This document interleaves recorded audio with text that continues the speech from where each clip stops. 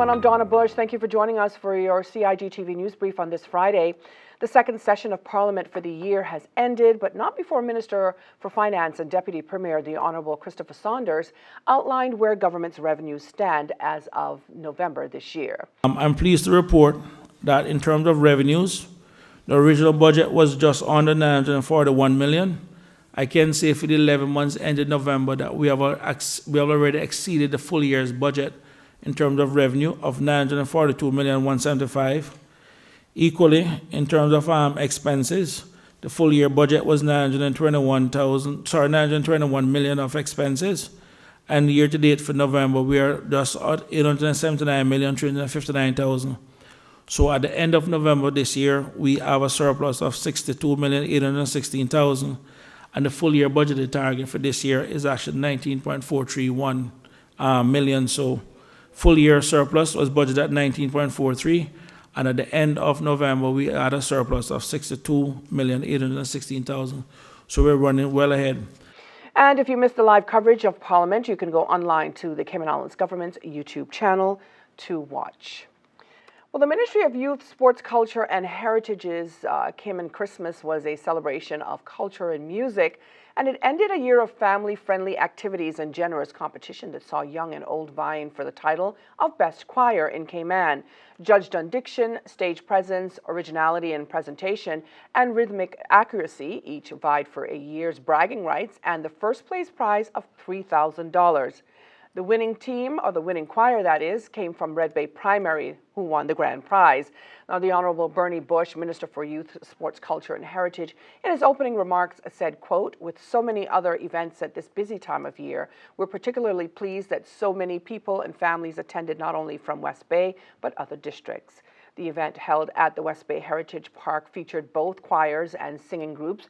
Those competing were the Red Bay Primary School Choir, Joanna Clark Primary School Choir, Pause Entertainment, and the Bosun Bay Presbyterian Church and Friends. Now, performers entertained the crowd, spreading seasonal cheer with their winning performances.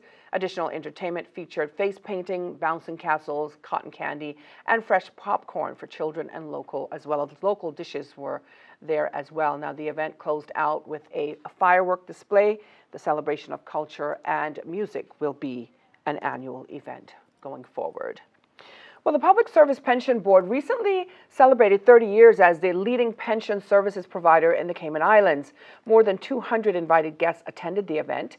In an inspired keynote address, His Excellency detailed the expansive achievements of the PSPB over the past 3 decades.